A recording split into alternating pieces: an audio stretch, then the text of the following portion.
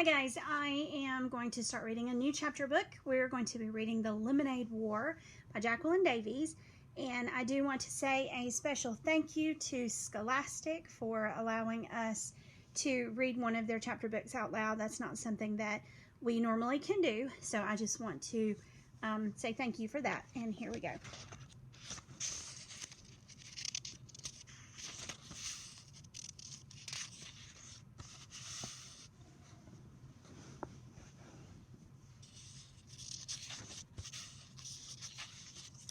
Chapter 1, Slump. Slump, a drop in the activity of a business or the economy. Evan lay on his back in the dark, throwing the baseball up in a straight line and catching it in his bare hands. Thwap, thwap. The ball made a satisfying sound as it slapped his palm. His legs flopped in a V. His arms stretched up to the ceiling, and the thought that if he missed, he'd probably break his nose made the game just interesting enough to keep going. On the floor above, he heard footsteps, his mother's, and then a long, loud, scraping, groaning sound. He stopped throwing the ball to listen.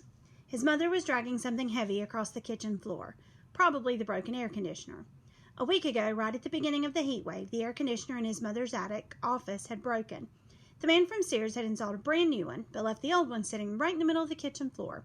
The Truskies had been walking around it all week. Scrape! Evan stood up. His mom was strong, but this was a two-person job. Hopefully she wouldn't ask him why he was hiding in the dark basement. And hopefully Jessie wouldn't be in the kitchen at all. He'd been avoiding her for 2 days now, and it was getting harder by the minute. The house just wasn't that big.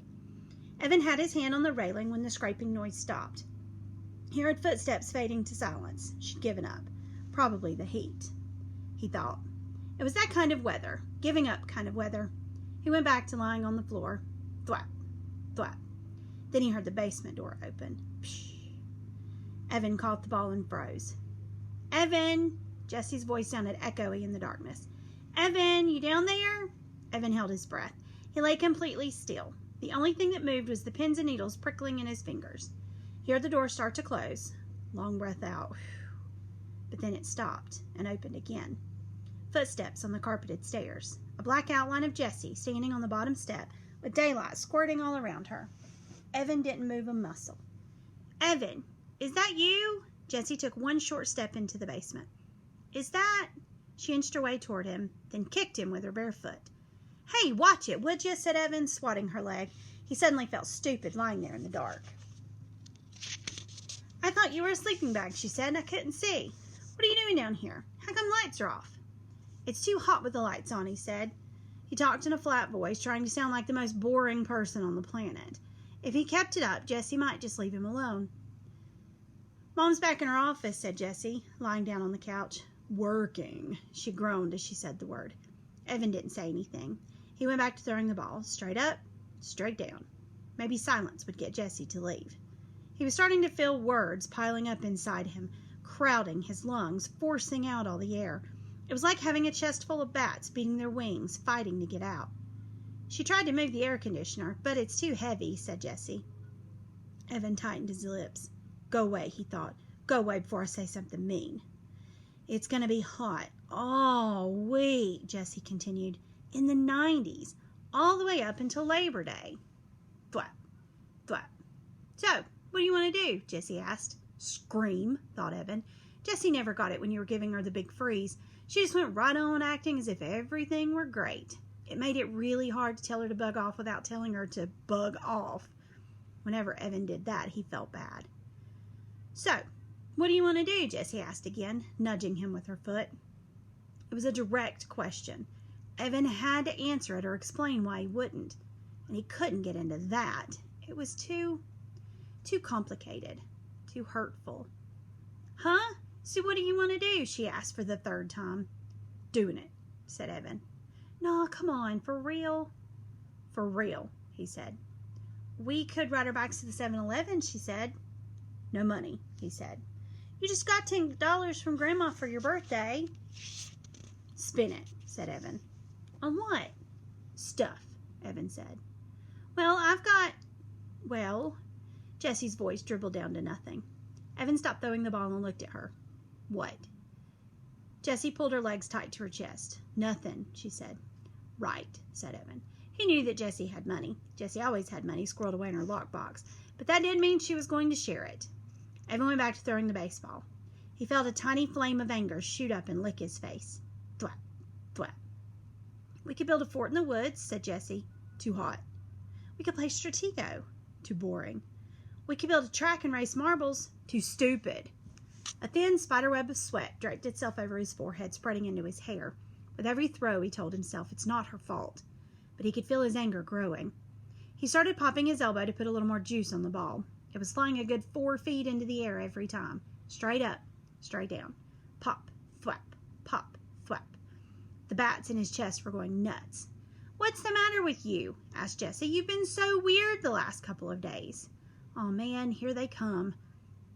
I just don't want to play a dumb game like Stratego, he said. You like Stratego. I only picked that because it's your favorite game. I was being nice, in case you hadn't noticed. Look, there are only 6 days left of summer, and I'm not going to waste them playing a dumb game. Evan felt his heartbeat speed up. Part of him wanted to stuck a sock in his mouth, and part of him wanted to deck his sister. It's a stupid game, and it's for babies, and I don't want to play a stupid baby game. Pop, thwap, pop, thwap. Why are you being so mean? Evan knew he was being mean, and he hated being mean, especially to her, but he couldn't help it.